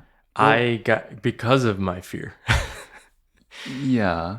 I mean, we're not like splurging or like doing anything crazy, but you still have that default mode of like, oh yeah, like I'm rich. Like, I saw this in business school. Yeah. Everyone's income in business school was zero, but everyone kept spending Yeah. at the same level of like where they were or the expectation of the job they would have after business school. Right. And I was like freaking out. I'm like, I can't spend any money. I'm not earning any. Yeah. I think probably what you're feeling is the trust in yourself. I think you're probably trusting that you could figure it out. Yeah. True. So big challenge for me in money was like moving from the fear and the frugality to actually giving myself permission to spend. So the past 2 to 3 years have been trying to spend more and have that sense of abundance. Yeah. And like, I'll figure it out. And it's actually easier with a kid. What? Because it's like, if I'm going to spend money to upgrade our life with a child, that's great. That's an easy way for me to spend money. Oh, I see. Versus like For spending yourself. on myself was always very hard. Yeah. So like a lot of the health stuff I do now, I exercise more. I'm way more willing to like hire a trainer or like go to a sauna or do something like that. I wouldn't even spend that early on. Yeah. because I was so afraid of spending money. Yeah. And so learning how to be like generous to myself. Oh my God. Yeah. But like once you're a parent, you just have limited time, and like you either have to do this or like take care of yourself, or like. Yeah. I feel like, on the Pathless Path, money is definitely the ultimate boss. Yeah, it's like the ultimate emotional boss. Oof, I like that framing. Yeah. But it's basically just like a scorecard. Yeah. For me, I do a quarterly review. Mm-hmm. I don't do like normal budgets, but I do, okay, how much is in my savings account? How much have I spent personal? Or how much am I earning in my business? How much am I spending in my life? Given this, how many more months can I keep going? Yeah. Then I do a calculation of like, if my income dropped in half, how many months do I have to keep going? So early on, my goal was to earn what I'm spending, right? Cover my cost of living. And that was success for me. If I could keep doing that, I could go indefinitely. Right. And some of my initial investments would just grow and be like sort of a floor for like retirement if I needed it. Yeah. And then over time, I started earning a little more money and invest a little more. And I got like a little more freedom. But I still just come back to that spreadsheet every 3 months. And if my income went to zero, I'd have 14 months right now. And so the question is, how do I want to spend those 14 months of my life? Like God. And so do I want to That's spend wild. it trying to earn as much money as possible, or do I want to spend it purposefully like taking care of my daughter and not earning money, or like writing another book? It's like, yeah, the latter. What's the point of life if you're not going to do what you actually want to do? Yeah. I also found it really interesting that you publish a lot of your earnings online, even the book sales. You have a dashboard publicly. What's the thought behind that financial transparency?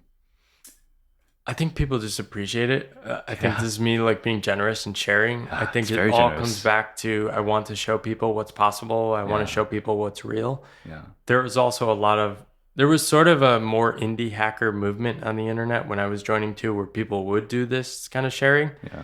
There's a lot of influencers online who lose money and don't tell anyone, lose tons of money or invest like, I mean, I know of multiple influencers with like crazy amounts of followers who spent more than $1 million to build an audience. Wow. I've actually always had a profit in my business. Right. It hasn't always paid my personal expenses fully. Sure. But I've always had a profit, and I want to show people how I'm doing that. Yeah, exactly. I really like in your book, you said like towards the end, letting go of the ego and of seeming like a successful person, right? And I think what you're talking about right now is very like, like you're showing the real picture. What is the process of letting go of your ego and being able to share the real, authentic, financially or even your emotional self? I think that's really hard. It's harder than a lot of things. I think for me, it's probably the same thing as you. You call it self-actualization. I would just call it like the journey of life. Like surrendering to the Tao. Yeah. I think, it's harder not to do that. And so I think when it's like challenging or I'm always interested in like obliterating the ego or like letting go of my identities. Yeah. I don't really care how people see me. I don't really care about being an author, course creator, successful person. None of that matters to me. Yeah. They're all just like labels and stories. Maybe like being a dad really matters to me. Yeah. It's like a label I'd gladly embrace. But at the end of the day, these are labels and stories. We're all just in the world. We're floating around on a rock. We're trying to do interesting and cool stuff. And at the end of the day, like it's mostly all about love. All about love. It's like all we're searching for. We want to, I think the Adam Smith quote is like, we want to be loved and we want to be lovely. Oof. Yeah, and I think like when you let go of the stories, that's when you can do the same work that other people see as painful as light. Because at the end of the day, like I don't really care if things succeed or don't succeed. Really? No. It's like if I'm going to write a book, I'm writing a book because I want to write a book. I'm not writing a book for success or outcomes. But you do want it to be successful. You do. No, want it I to don't do well. care. Really? Like I'm detached from that outcome. That's so Now, if there are opportunities in the flow of my life to help it succeed and it feels good, I'm going to pursue those. Yeah. I'm working with Press Play to launch this consulting course. Yeah. The entire reason I work with them is because the guy that reached out to me, I had a great vibe with him, and then talking with the team, they're just really good people. They were thoughtful. They sort of understood my weird dual approach in these businesses, and they support that. And it's okay, this feels integrated into my life in a way that feels good and isn't gonna make me feel bad and detract from who I am. Okay. And so that works. So it's a yes. So it's all that goes through my head. And then with there, it's just do it and see what happens. I don't know. I feel like you have this deep intellectual honesty that I very, very admire and respect. And Yeah. this transparent openness about your everything. I don't know how to be anyone other than myself. Yeah. And so I think I've always been this very principled person. My life got easier after I quit my job because I wasn't competing with other people's priorities and principles. But there's also a lot of limits to my life. Sometimes I do think, it would be nice to make more money, but I'm not traveling while I have a young kid. I'm not pursuing all the opportunities. I turned down book deals with things that could turn me into the speaker circuit and stuff, but I don't want to travel and do speaking. I don't want to work with teams I don't want to work with. So I turned down those opportunities. And I stay small. It's just me. I don't do tons of stuff. Yeah, I think this is the be all in, lock into the process, but let go of the result. This is sort of what we're getting at, right? Yeah, and I think that's the discipline for me. I can finish a book. Yeah. I do have an intense focus and commitment to things. Yeah. I have my fierce discipline looks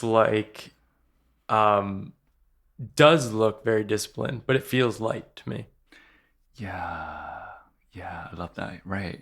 So people will be wow, you really gave that book your all. You went all in and did everything for it. It was fun for me. Mm-hmm. But if I had to go work a year in a job, that sounds like a freaking grind. That's hard. Yeah. That would be so painful. Yeah.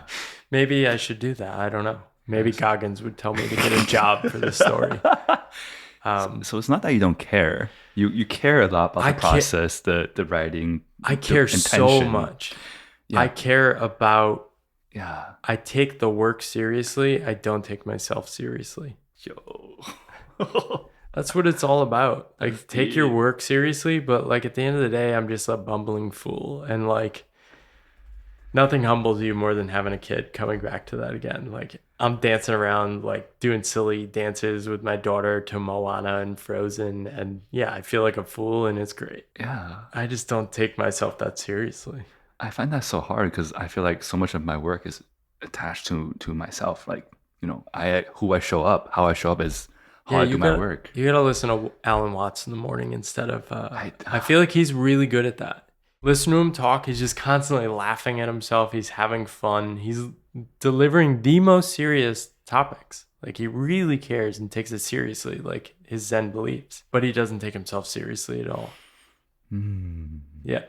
Can you elaborate more on coming alive over getting ahead? Maybe rephrasing that again in your own words. Yeah, so that was a phrase I picked up from my friend too, and it just became a mantra of mine. Yeah. And so getting ahead is that mode of being in my 20s and wanting to escape the present. Mm-hmm. Fixated on the next job, the next achievement, the next project. Coming alive is existing in the present. It's connectedness to my work, connected to myself, it's connectedness to something bigger. Yeah. And so over the years, I've messed up that over and over again. I took a consulting gig because I was worried about money, and I found, I'm in the getting ahead mode because I was worried about money and solving for future potential problems. I wasn't in the coming alive mode. So it's just this process of messing up and then coming back to that coming alive mode. And then also just using that as a filter for doing new things. Mm-hmm. So if I assess an opportunity, is this coming alive or getting ahead? Ooh. It's the long-term game, short-term games kind of dichotomy, right? Yeah. And so for books and paid speaking is a way authors make money. Right. Maybe I'll do that in the future if it feels right. But I've felt no desire. Every time I think about that, it's just I contract a little. I'm I have to speak to a crowd, maybe they're going to like tell me what to say. I might have to like prepare a talk about topics I don't specifically want to talk about. That's getting ahead for now. It's not coming alive. So I'm just not going to focus on moving in that direction. Interesting.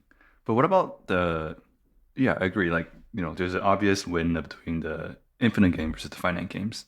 But also, hey, some people make a great living, or they get a lot of, resources or opportunities or whatever rewards value out of maybe doing like a speaker talk, right? And that initial feeling of constraining, how do you tell the difference between, oh, it's something I feel uncomfortable, maybe because I need to get out of my comfort zone, or it's something I need to that's such a good question. Improve or like face my discomfort, rather than like, oh, it's not right, because it's also a very thin line. Yeah, I think sometimes you just don't know, right? Okay. So you can try to analyze it from every direction, but ultimately it could just be, it's like good fear and bad fear. Good fear is, useful fear and like non-useful fear. Useful fear is like, I am scared of publishing a book, but actually I love writing. So this is like something I need to move through. That's a challenge. That's a growth opportunity. That's a challenging experience. And I should step into, and I feel like I should step into that one's like obvious that I should move toward. The other is like the fear of like something you're just like, you could be scared of for other reasons, and untangling that just takes forever. Yeah. I think I've had some fear of success I've been unwinding, which is like, I don't want to be seen as greedy or like I think in the creator world, it can be a very thin line of like doing things out of like generous spirit and like people thinking you're greedy. I've been afraid of success sometimes because I don't want to overcharge for things. I don't want to feel like people are ripped off. All these things. And so some of that fear is helpful and useful because it's like, yeah, you shouldn't be a grifter. Yeah. But also some of it is just my own unwillingness to face that fear. And so how do you move toward that and step into that while also still staying true to what you actually want to do? Yeah. It's hard. I think it just takes time and messing up. Yeah. It's like I had fear of taking multiple consulting gigs. Yeah. Every time I'd feel constrained. And then when I'm in the project, I'm like, oh yeah, that fear was a signal I shouldn't have done this. Right. Versus I published my book and it's like, okay, this is scary, but this is also like, yeah, this feels good. I feel like I'm in the right direction. So how do you tell between the useful and the useless fear? Is it a gut feeling? I think it's just attunement, emotional practices, like really just like checking in with yourself. Yeah. Writing for me helps, like as a reality check. Yeah. I don't know. I think it's different for everyone. Yeah. That's a very thin line between the good fear and the bad fear. Yeah. Let's talk about what is your definition of success now after this 9 years? It's changed a lot, of course. I don't know. It's still the same thing. It's like, can I continue to live the life I want to be living? And it's really just a feeling. Okay. I will pursue opportunities, but I'm not attached to the success. But success for me is like, I feel like I'm living a life where I'm thriving. And that really is a feeling. And increasingly it's, am I thriving? Is my daughter thriving? Is my wife thriving? And that is the hardest challenge because I think that's why it's been so cool to see my wife's book come alive. She's been working on it for 2.5 years. It was the biggest test, I think, of her life. It was a lot more painful than writing for me. And she has come alive. Wow. And she is stepping into that and watching her do that. Honestly, I suspect seeing my daughter thrive will be an even grander feeling, but like seeing your spouse thrive is just like, man, it feels so good. Yeah. That's the thing. Like I write about work and thriving in your relationship with work and healing that work. Behind the scenes, my wife has been really struggling with that and also never giving up for years. And that is so hard to watch. You just want to make their challenges go away. Yeah. And it's like she's starting to like figure it out. And like she really wrote something that like it like speaks to people. I've read the book 7 times because I helped her with structural editing. Yeah. I haven't read it and not like broken down in tears. No way. It is like so, yeah, it's so hard like what she went through. Wow. And I think what I found in a partner is sort of, I love rooting for people. And I found somebody that like also wants to grow and push herself to grow. And like, she's somebody I could root for and like support. And it feels so good to be in that kind of relationship. Yeah. That's so powerful that sometimes the most meaningful life that you can have is never about you. I think increasingly, yeah. I mean, it's going to be less and less about me. I'm going to have 3 girls in the house in the future. So I'm definitely going to be like last place. Wow, I'm very envious. What do you think happiness is? I don't know. Everyone has a different definition. Well, what's your definition? I think more about like life satisfaction and connectedness than like happiness per se. Mm-hmm. Think about it this way. At the end of, you'll have incredibly hard day. I remember in our first year, me and Angie had really hard day with our daughter. And I don't know if it was like happiness and joy in the day. She's crying all day. She's upset. We can't figure it out. We don't know what's wrong. At the end of the day, we're exhausted. We lay on the couch. We open our phone. We're just scrolling pictures of our daughter and we're so happy. Yeah. And so I think that's more about like life satisfaction, like looking back on your day or your life and being satisfied with like, that's time well spent. Yeah. That's all I'm seeking. Like with writing my book, I look back and it's even more satisfying to reflect on the time I spent writing my book. It was like, yeah, that was good. And like, it was frustrating and hard in moments and like confusing and you're feeling lost. Am I like in joyous elation throughout it? No, but like it's satisfying. It's like, that feels good. Okay. Here's an even harder question. What is love to you? I think it's the art of loving. That's the best definition I ever found. There's like, love is a practice. You have to keep practicing it. There's no like, I love you and it's over. It's a practice. You need to show people, you need to demonstrate it. You also need to love yourself so you can love other people. That is such a great book, The Art of Loving. I need to reread that. Yeah. It's a good one. Yeah. Especially now that you have 2 daughters. Yeah. Yeah. That's incredible. Wow. Yeah, I feel like we've gone through a lot of deep stuff. So yeah, this has been amazing. I definitely can tell like your love of writing and your honest reflections of the journey of facing yourself, finding yourself, and dealing with the stress, anxiety, financial stress. And we talk about the paycheck mindset, and we talk a lot about ambition. I thought that was beautiful too. You talk about the arrival fallacy that you didn't have. I mean, that was really cool. And being okay with some of those emotions that are hard to admit that, hey, I don't feel like I'm enough. Financial security is hard as an entrepreneur, and not solving it is of course important, but being okay with it comes first. And that gives you from a place of peace and strength to actually then solve those actual math and intellectual problems, not emotional problems.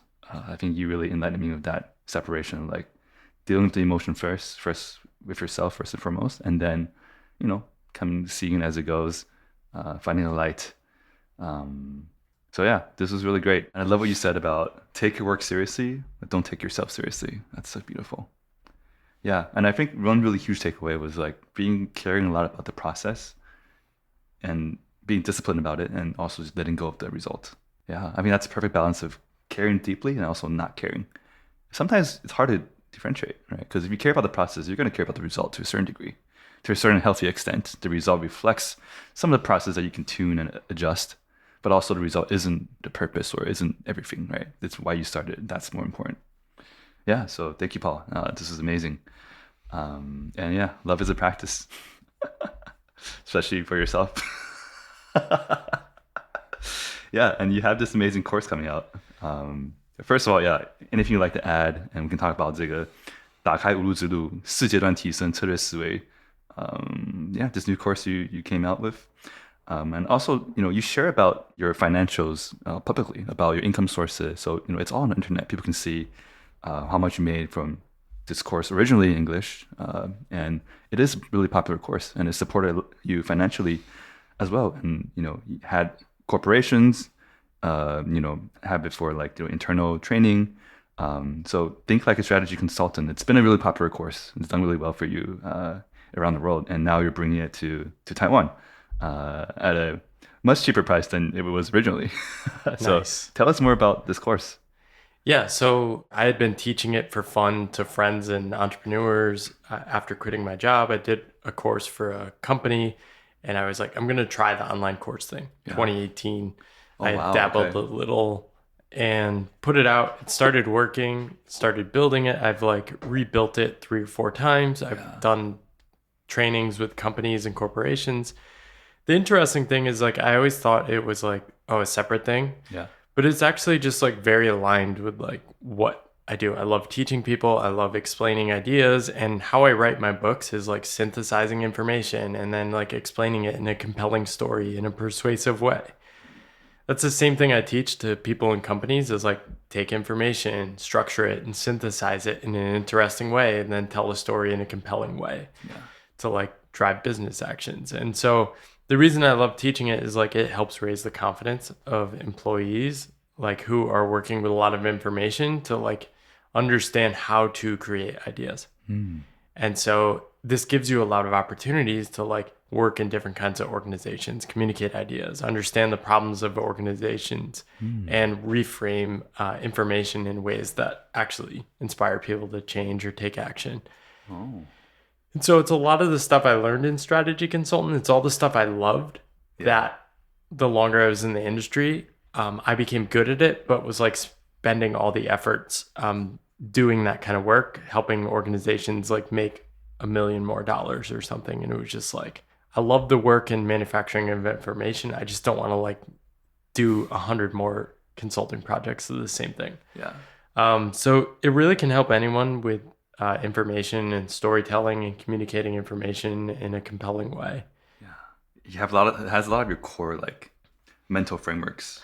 A lot of people have heard of the pyramid principle. The pyramid principle is also like how I wrote my book. Like if you start with like a bunch of different ideas and then you structure it into insights. And so each subsection in my book has like insights, and then each chapter is a core idea. And then the Pathless Path is like the ultimate core idea. So like ideas start from like detail to like this high level idea. And so when I'm describing the Pathless Path, I start with the core idea, the Pathless Path, imagining a new story for work and life. That's literally the subtitle. So this is how I think about ideas. And then each title is a direct telling of what it is. So I communicate my titles in the same way I would like make slides in a consulting project. So like, Interesting. With titles, you want to communicate the like, so what? Why does this matter, and what will it do? So you want to tell people the information before they've done it. So there are titles like, it's sort of playful too. So breaking free. Breaking free is a synthesis of a bunch of ideas of like breaking free. Getting ahead is another chapter title. Awakening, the first steps, redefine success, the real work of your life. And so I'm sort of giving people on-ramps and clues to like what's underneath that. And so most people don't do any processing of their information. Most people in like companies, or even like when a lot of people start online writing and creation, they're just like throwing a bunch of information at a wall and not structuring it or telling people why it matters. So that's what I love helping people do and help people think about. That's sort of the course. And it was interesting to notice. I sort of realized this after finishing my book. It was like, oh, I applied the same approach of like building a 100-page consulting deck over 3 months to writing a book. Really? Yeah. Wow. Yeah. Super excited about this course. And you've done it, this was been, how many years ago? I started it in 2018. 2018, wow. So it's been 8 years. I've rebuilt it like 3 times. Damn. Yeah. So we're getting like the best of the best version of this right now. Well, it's like I learned from clients, and like I come up with like new ways of explaining things. And so it's pretty fun because I do a lot of online creation anyway for my writing and YouTube. So I'd apply lessons from like YouTube to the course and like explaining topics, breaking them down, more simple, and just playing with different modes and mediums. Yeah, it's really cool. Cool. Yeah, and if you want to learn more about the course, you can find the link in the show notes. And we have an exclusive discount for people. So make sure you click in the show notes and check out Paul's new course on Pressplay. And of course, find him on Instagram, Paul Millard. Find him on Substack, also Paul Millard. On Instagram, it's Pathless Paul. If you search Paul Millard, you'll find me anywhere. Yeah. Yes. Yeah. All right. Well, this has been great, Paul. Anything else you'd like to add? I want you to have... I think that's it. I think, yeah, that was comprehensive. That was excellent. How do you want to be remembered? I don't know. I think as a good father. Yeah. That'd be enough. I love that. Someone that can handle a crying baby on an MRT. The ultimate stoic fatherhood. Yeah, wish I could film that to show my daughter one day. Well, thank you so much, Paul. This has been great. Thank All you, right. Jacky. Awesome. All right. Bye.